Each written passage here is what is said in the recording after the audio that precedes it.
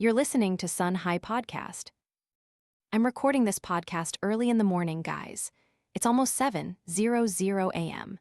Normally, I wake up around 6:30, but today, for some reason, I woke up really early around 5:30 a.m. and saw that the sun was already high in the sky. The weather's going to be a bit hot these days. It's predicted that these hot days will be much hotter than in previous years, so how should we prepare for them?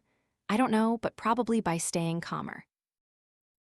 Because honestly, the heat outside might not be as dangerous as the heat within, those simmering emotions inside. And perhaps this year, you might feel that if you tend to be negative, you'll be even more negative, but if you tend to be positive, you'll also be more positive. I feel that way. So, if we can balance and control it, this could be an opportunity to build a source of positive energy, a strong motivation. Otherwise, it can be quite negative and easily drag your emotions down, making it hard to focus on your present life. I understand that at our age, when we start to feel ambitions, passions, dreams, and a strong desire for recognition, these often come hand in hand with immense stress, potentially even leading to depression, due to various reasons. The human mind isn't always easy to understand. Even some of my friends who went to therapy still don't understand why they fell into such a state. And if we don't understand, we're likely to repeat those same phases in life. When observing and talking with people, especially during their loneliest times when they come to me to chat, I am grateful for that. And thanks to that, I understand psychology better, and I also understand why I rarely encounter such situations myself. That is, why do I rarely experience stress from feeling lost or not understanding myself? But I do have other kinds of stress, guys. Everyone has their own unique stresses. But today, right now, as I turn on the microphone, I want to share about how I feel stressed because I don't know what I want. I'm stressed because even though I'm achieving things people say make me successful, I still feel like it's never enough. And why is that? Welcome to the 88th episode of the podcast. Videos will be uploaded weekly on Tuesday evenings on the Sun High Podcast YouTube channel. Don't forget to subscribe and follow Sun's next episodes. My most uncertain period was probably around 19, 20, and then again at 22 when I graduated. A lot of changes happened during that time. But actually, I think those changes were nothing compared to later, when I was 25, 26, or even now at 29, 30, with greater responsibilities and more things to worry about. But when I look back at the worst time, I still think it was at 22, when I felt incredibly lonely. It was like I didn't understand myself at all. Back then, I had just moved to Saigon, didn't know many people, and just trudged alone to work and back home.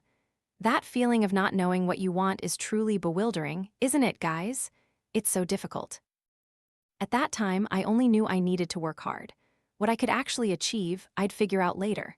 And I maintained a fairly balanced life in that, if I faced a lot of psychological issues, I would simultaneously exercise more. I don't know, it was just a habit. Back then, I didn't understand how to balance my life. It was simply waking up early around 5:30 a.m., exercising, then preparing food to take with me like that. In the evening, when I got home, I'd also take a little time to rest, then review my work.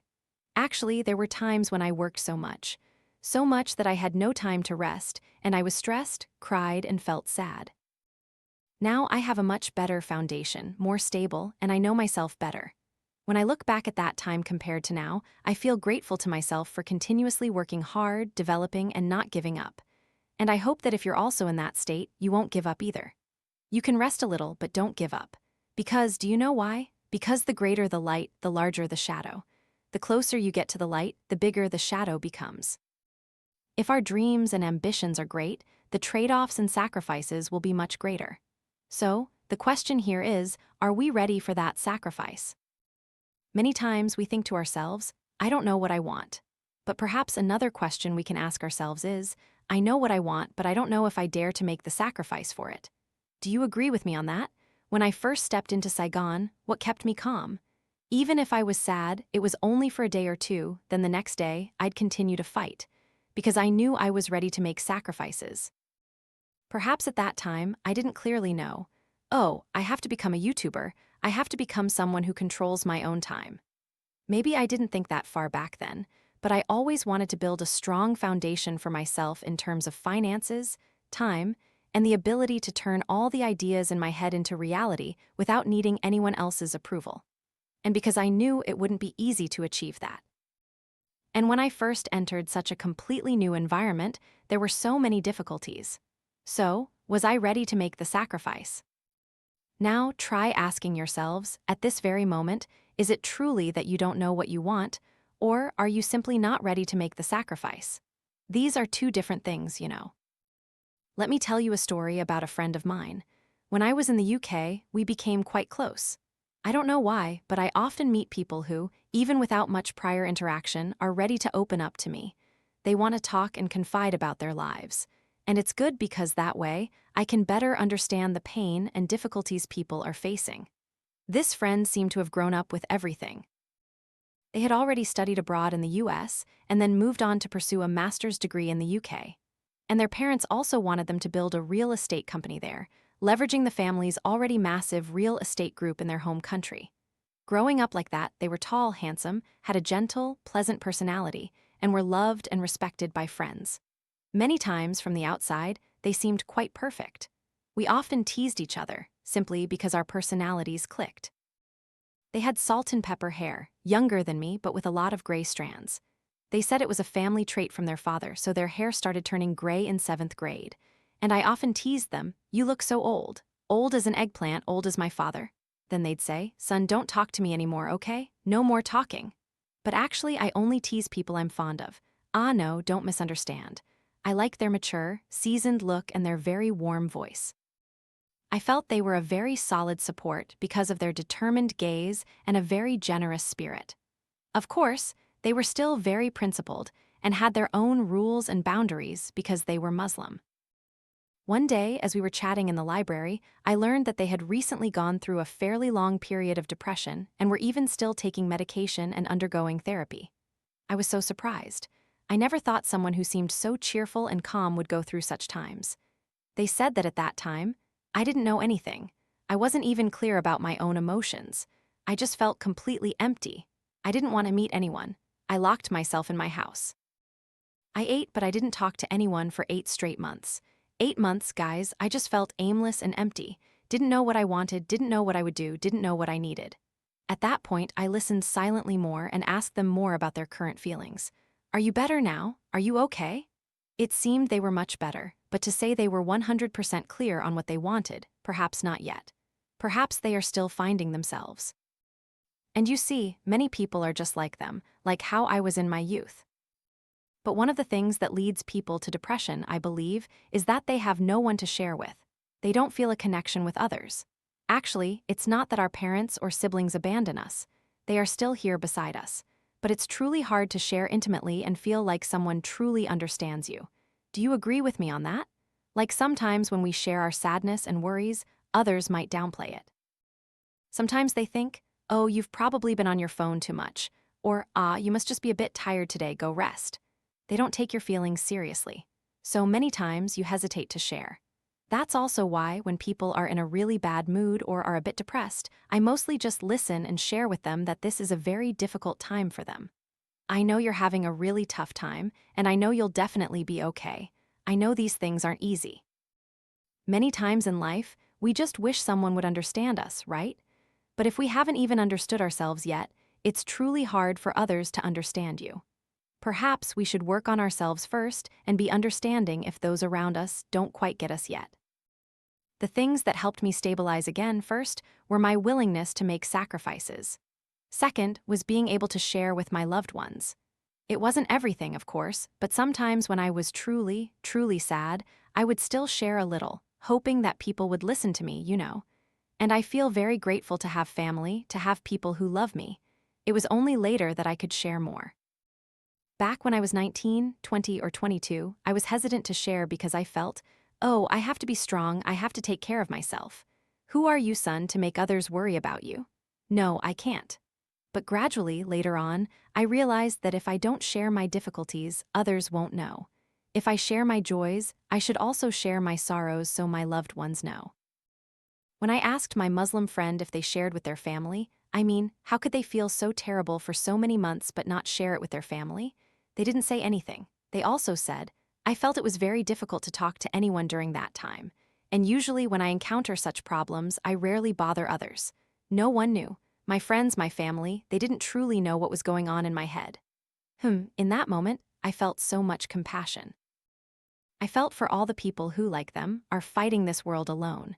And I understand that you are incredibly stressed. But rest assured, there are others going through similar aimless times, just like you. Even if they grew up with abundant resources, that's just how people are. No matter what your starting point is, it's just something people get used to. But finding yourself is a lifelong journey, and the first trap we often fall into is seeking validation from others. And that, again, is one of the things that makes you feel shocked and disappointed, because no matter how hard you try, it never feels like enough. The brighter you shine, the more criticism you receive, that's life.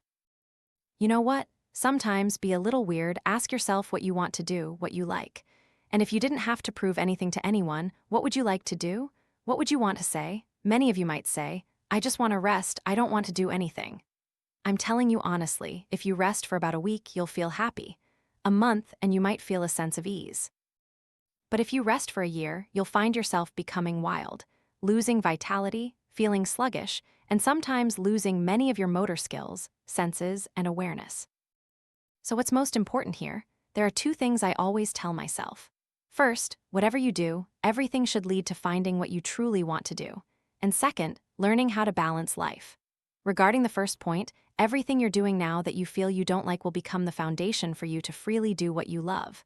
Let me give you a concrete example. Back when I used to work for a company, I considered myself quite serious and disciplined in my work. Perhaps that's why I was quite valued. It was normal for me to become a leader after only 2 months of working. And clearly, in such an environment, I thought I had many opportunities to develop, to hold a high position with my personality and abilities. I was confident about that. But why did I still decide to leave the company and build my own empire? Because I never stopped searching for what I truly wanted to do, guys. Working at that company was the initial foundation that allowed me to eventually do what I wanted. After working as a full-time YouTuber for a while, I accumulated certain resources to prepare for the next steps.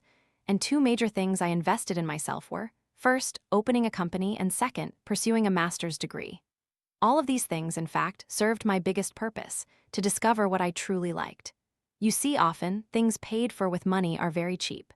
Do you agree with me? I'm willing to spend money on anything to find what I truly love. Was I passionate about Bo from the very beginning? I don't think so. I simply thought, I want to experience business, and I'll start by doing business with something I like. That was notebooks. But the more I did it, the more captivated I became, the more I liked it. Now, I feel incredibly excited sitting here preparing my upcoming notebook projects. Even though I know that notebooks aren't something as widely popular as makeup, lipstick, skincare, or clothes, notebooks represent a spiritual value that only connects with those who have a spiritual connection. Do you agree with me on that? So, while I'm preparing a notebook collection, I find it incredibly meaningful. Because I know that when you hold these notebooks, they will be companions on your journey, and I like that more and more. It's similar to how I create content. Perhaps in the past, it was because I wanted freedom and to earn a living. But gradually, now, having established a certain foundation, I feel wonderful being able to voice my opinions and positively influence people, giving them a more solid anchor. For example, because in my youth, there were times when I was lonely, completely alone without anyone. So it's great to have someone by your side. And I've had people who have followed me for 4 years, messaging thanks because they've achieved things, and thanked me for my videos because they accompanied them and helped them cultivate inner confidence to move forward. I never thought I could do those things, but precisely because of what you all share, I find it incredibly meaningful. Life changes so quickly, and it can bring more opportunities. When TikTok grew, most of the bookings shifted to TikTok. But I myself am still someone who loves creating content on YouTube, and that's what has made me feel meaning and balance. Because I still find that it's what's profound and intimate. Whereas TikTok might have many videos with millions of views and thousands of comments, but they aren't deep connections, guys, so I am very clear. What I invest in the most is still long-form content and my products, as well as the books I plan to release. To find out what you like, what you want, you have to listen to yourself more.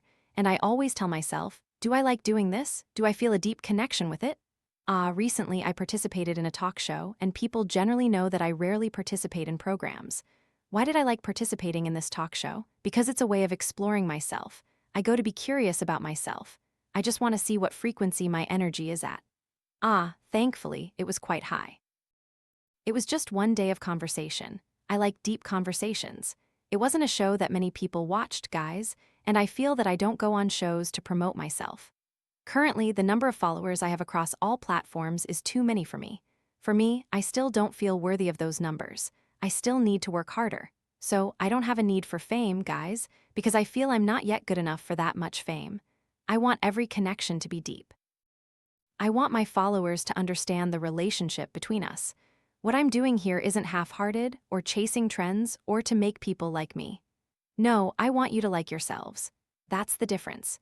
When you come to my channel, sometimes I might be a bit strict, a bit sharp, but ultimately, I want you to love yourselves and find the path you desire in this life. Life isn't easy, it's just about how we choose to live it. In reality, everything will be difficult in one way or another.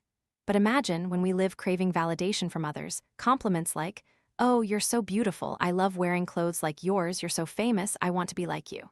When we yearn for such things, we'll constantly try to figure out, "Oh, how should I change? This time I need a different makeup look, different clothes to make everyone say, wow, when they see me." If people don't wow when they see you, you'll be endlessly stressed because you need other people's attention. We always need validation from others, I understand that. It's not easy to give up all that glamour, is it? The desire to be cared for, to be recognized. But on another note, if you crave to discover yourself, it will be very different. It's different in that others can still absolutely validate and admire you, but that won't be what you prioritize anymore. You'll continue on your path of self-discovery. That's your most important thing. So what is it that stresses you? What stresses you is also what stresses me. It's not about being liked by others, recognized by others, or becoming more famous, but rather I feel pressured about whether what I'm doing here brings any meaning to people. Does it help people? Do people need these things? How do I need to upgrade myself? How hard do I need to work to bring value? And at the same time, it must truly reflect my heart, my desires. And this is what I like. What I like is sharing, confiding, helping, creating meaningful products. So, what stresses me is whether what I'm doing here is meaningful. What I'm doing here, I like, I want to do, I have freedom with my time, I don't overly crave attention. I just hope that what I'm doing here, at least, isn't meaningless, that's all. So it's the same in my daily life. When I meet, chat, or work, even with the members of my team, I want my presence in their lives to be meaningful, to be able to change them so they can become a better version of themselves. So now our question is, if the opinions of others aren't important, then what do you want to do? Or if you've achieved all the glory you desire, you're the best in the company, you're admired by everyone, then what? What do you truly want to contribute to this life? And one thing I always tell myself is to think less about myself and more about the bigger picture. This is a quote from General Vo Nguyen Giap. One of the secrets to his healthy and long life was that he didn't seek much personal gain. Whether people hated him or liked him wasn't too important to him. He always found ways to act for the country, for greater things, for the big picture. And the second thing was exercise. And that's also the point I want to make about work-life balance. We sometimes get so caught up chasing glory, chasing work, that we forget about balancing our lives. We just dive headfirst into work without any balance at all. I know the initial period is very difficult. Sometimes we deviate from the plan and have to work overtime, stay up very late to complete tasks. But you need to make sure you still have some time, like a weekend afternoon, to go for coffee, sit and reflect, simply relax. Just like that. For me, my secret to work-life balance is that I balance every single day. I don't usually wait until the weekend to rest. In fact, I even work on weekends. But every day I work and every day I rest. That's my style. I don't have the habit of working Monday to Friday and then resting on the weekends. I feel that way, we easily develop a dislike for work. But for me, I work every day, but I also play sports every day. Every day I'll have personal resting activities. For example, today is Monday. I woke up at 5:30 a.m., lay in bed for a bit to meditate, then picked up my phone to check messages from my mom and others, and suddenly an idea sparked in my head. So I immediately ran to my workspace to record this very podcast. So in about 30 minutes, the cleaner will arrive, and during that time, I'll shower, relax a bit with my skincare, and so on. Around 9:00 a.m., my team members will arrive to work. When they arrive, I'll definitely dedicate 100% to work. The afternoon is usually my time for creativity and giving more feedback to the team. And around 6:00 p.m., I have a dance class and I'll go to it. And if after dance class I still want to relax further, I'll head over to the big Cabo court, because people play until 10 or 11 p.m. I can go around 8:00, play until 9:00, then go home. Just a light dinner. Of course, 9:00 p.m. is a bit late for dinner, but what can I do? As for the rest, around 10 p.m., I stop contacting everyone to prepare for sleep. That's how I balance my life. But right now, many of you work day and night, you have no time to rest, no time to talk or confide in people. Sometimes you're not even working, but just scrolling on your phone until 1 or 2 a.m. That's also something you're doing to harm your own health. So always maintain balance, guys. Family, work, health, love. Oh, luckily, I don't have *2* much love right now because I'm not married yet. I don't have family time allocated yet. But one day, you know what? When I get married, all my channels will become sparse. You'll see I won't be as active. At that point, you'll know I'm focusing on other things, but I'll still be working, okay? That's how I balance. Meaning, I don't dedicate 100% of my focus to just one thing like that. With 100% energy, there must always be energy reserved for myself. About 10 to 30% first. After that comes work, family, everything depending on the time. But I will never give 100% to just one thing, guys. That's how I balance. In the coming time, I'll share more about how we can find what we truly like and also about balance in life. For now, this podcast episode is quite long, so I really look forward to seeing you all in the next episodes. So I also want to summarize everything I wanted to share today about how we haven't found what we like because we're still preoccupied with impressing others or following societal expectations and standards. And I understand it's very difficult for us to let go of those things. But when you don't focus too much on that, you'll focus more on yourself. Next is the fact that we need to make sacrifices. There are always certain trade-offs. The more ambitious you are, the bigger your goals, the more sacrifices you'll have to make, and we need to get used to those sacrifices. To hold a position of influence, you need the courage to face it. Furthermore, we need to balance life. There are many important things in life: work, love, relationships, and yourself, your personal life. And clearly, to balance those things, we shouldn't focus too much on just one. At different stages, some things will be more important to you, that's for sure. But I think one of the things that will change your life is mindfulness. If we are truly mindful, we won't waste as much time and energy. We often lose energy because we're doing one thing but thinking about others. So, perhaps in the future, I'll share more about this mindfulness. And those were some thoughts and confidences from me for those of you who are stressed because you don't know what you want. I truly hope that these shares can accompany you and help you feel better. If you're tired, rest a little, but never give up. As long as you don't give up, being a little slow is perfectly fine. Thank you very much, and I look forward to seeing you in the next podcast episodes.